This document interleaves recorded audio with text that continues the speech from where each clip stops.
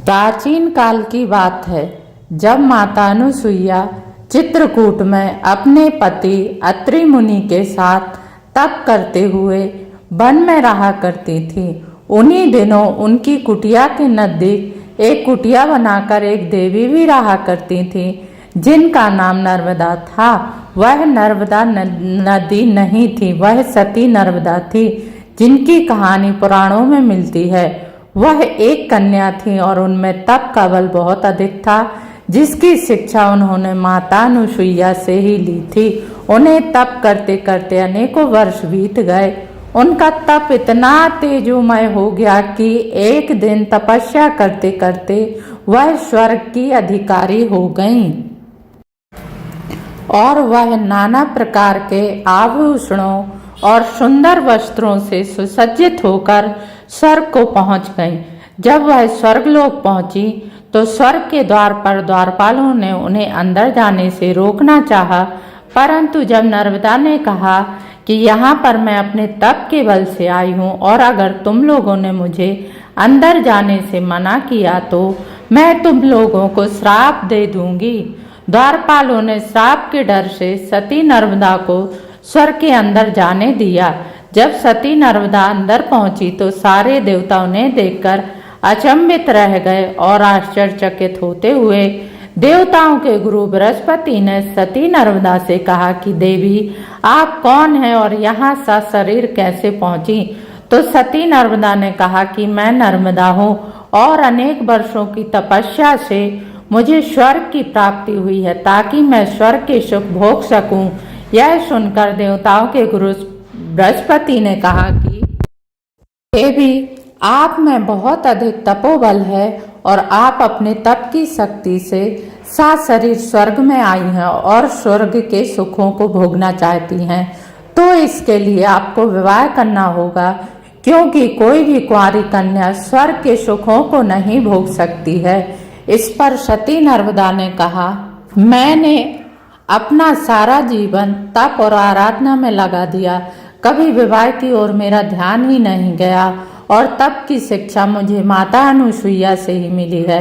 अतः मैंने अपने बाल्यकाल से लेकर अभी तक का समय तप और आराधना में ही लगा दिया है। अतः हे देवताओं के गुरु, आप मुझे बताएं कि मैं पति रूप में किसे वर्ण करूं और किससे विवाह करूं। ऐसा सुनकर देवताओं के गुरु बृहस्पति ने कहा कि पुत्री, तुम यहाँ से वापस पृथ्वी लोक पर जाकर कल प्रातः उठते ही सर्वप्रथम गंगा में स्नान करना और स्नान करने के बाद तुम्हें जो भी पुरुष सर्वप्रथम मिले उसे तुम पति रूप में स्वीकार कर लेना। जो आज्ञा। ऐसा कहकर नर्मदा स्वर्ग लोक से वापस पृथ्वी लोक पर आ गई और वापस आकर रात्रि के बीत जाने पर ब्रह्म मुहूर्त में उठ गई और गंगा में डुबकी लगाकर वापस लौट रही थीं। तभी उनको एक पुरुष बरगद के वृक्ष के नीचे लेटा हुआ दिखाई दे गया। नर्मदा हल्का हल्का अंधेरा होने पर उस पुरुष को ठीक से नहीं देख पा रही थी, अतः वह उसके पास जाकर बोली कि हे स्वामी, मैंने आपको पति रूप में स्वीकार कर लिया है। तो उस आदमी ने कहा कि देवी, क्या आप मेरे बारे में जानती हैं?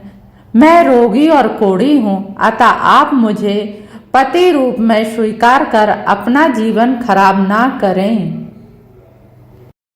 क्योंकि वह आदमी इससे पहले के जीवन में बहुत ही व्यवसायी, मदिरापान करने वाला और वेश्यावृत्ति में लिप्त व्यक्ति था। इस कारण उसके पिता ने उससे अपने धन संपत्ति में हिस्सा देकर अलग कर दिया था, परंतु वह व्यक्ति अपने खराब आचरण के कारण वेश्यावृत्ति, मदिरापान, जुआ आदि के ऊपर खर्च कर दिया था और उसकी पत्नी भी उसे छोड़कर चली गई थी। इसके बाद उसके शरीर में भयंकर कोढ़ उत्पन्न हो गया और भयंकर कोढ़ के कारण उसके घर वालों ने भी उसे घर से निकाल दिया था। इसके बाद भी नर्मदा टस से मस न हुई और उस आदमी को उन्होंने पति के रूप में स्वीकार कर लिया। कोढ़ी होने के कारण उस आदमी का आधा शरीर काम नहीं करता था और वह चल नहीं पाता था, अतः देवी नर्मदा ने उस आदमी को हाथ से खींचने वाली गाड़ी पर बिठाया ताकि वह अपने पति को जरूरत के अनुसार जहाँ चाहे वहाँ ले जा सके और बड़े ही मन लगाकर उसको अपना पति मानकर पतिव्रत धर्म का पालन करने लगी। एक दिन कोढ़ से ग्रसित होने और नर्मदा का इतना सेवा भाव होने के बाद भी वह आदमी काम वासना से ग्रसित होकर सती नर्मदा से बोला कि हे देवी, मैं जब भी कामना वासना से ग्रसित होता था तो मैं अपनी गणिका के पास जाता था। कृपया कर आप मुझे उसी के पास ले चलिए। अगर आप सचमुच मुझे अपना पति मानती हैं तो देवी नर्मदा अपने पति के कहे अनुसार उसको उस गणिका के पास ले जाती हैं। परंतु उस आदमी को देखकर गणिका कह देती है, अरे निर्लज्ज, तुझे शर्म नहीं है? खुद तो कोढ़ी और रोगी है और साथ में मुझे भी कोढ़ी रोगी बनाएगा। और तूने सोच भी कैसे लिया कि मैं तेरे पास आऊंगी और तेरे साथ रमण करूंगी? तेरे पास ना धन है ना घर है और ऊपर से तू रोगी, कोढ़ी और अति कुरूपवान है। अरे निर्लज्ज, तू और तेरी पत्नी यहाँ से चले जा, नहीं तो मैं अपने सेवादारों से तुम दोनों को धक्के मार कर निकलवा दूंगी। और मुझे तो तुम्हारी पत्नी पर तरस आता है कि इतने ज्ञानी और तपस्वी होने के बाद भी तुझे पति रूप में कैसे स्वीकार कर सकती है।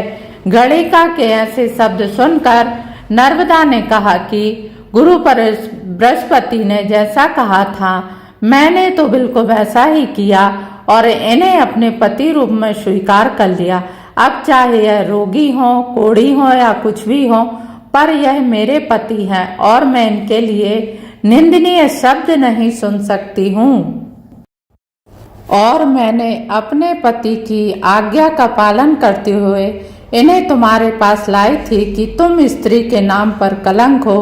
और इन्हें मैं यह बताना चाहती थी कि ऐसी स्त्रियां जब तक धन और वैभव होता है तब तक ही साथ देती हैं, इसके बाद में वह किसी को पहचानती भी नहीं है। और मुझे खुशी है इतना सब कुछ होने के बाद मेरे पति की आंखें खुल गई होंगी। और इतना कहकर सती नर्मदा अपने पति को वापस ले आई और तप करने लगी। एक दिन सती नर्मदा भोर के प्रथम पहर में नदी में स्नान के लिए जा रही थी और अपने पति को भी लकड़ी का गाड़ी में बैठा कर ले जा रही थी।